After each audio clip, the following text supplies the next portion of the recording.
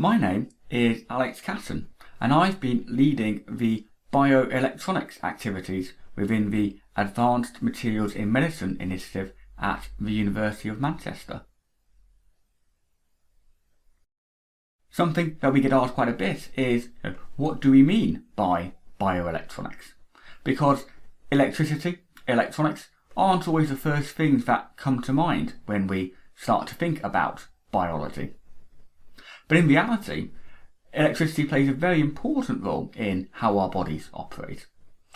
This is probably most seen in the electrocardiogram, which is very frequently used in clinical care, where electrodes are put on the chest and you can measure the electrical activity that operates within the heart. And that activity isn't restricted to the heart. You'll find electrical action within the muscles, the eyes, the brain, and of course the whole of the nervous system. Bioelectronics is then aiming to interact with that electrical activity and do that both recording the activity that's present and also modulating the activity that's present, so stimulating the nervous system, the body, and potentially doing that in a closed loop manner, so we can sense and actuate.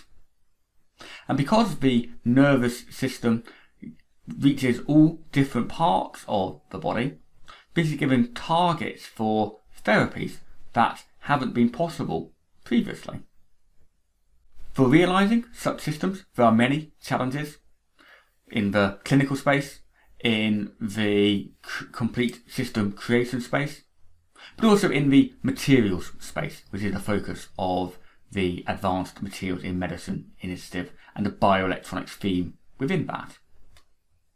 So everybody's first thought is to the interface, so the electrode itself. And so we've got some examples here of electrodes that we've made in Manchester for non-invasively recording the activity from the brain.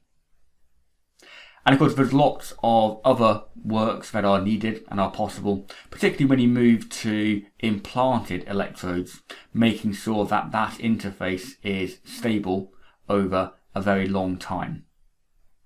Bioelectronics is much more than just the electrodes though, so we've done a lot of work looking at phantom devices, enabling us to accelerate testing of devices and complete systems, and doing materials work to ensure that our phantoms accurately mimic the electrical, the mechanical and so on properties of the body. We then also have lots of work on flexible electronics.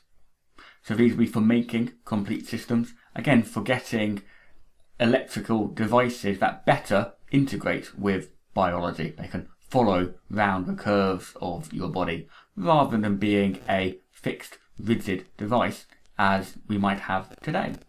We've also got work about neuromorphic devices, so aiming to make artificial synapses.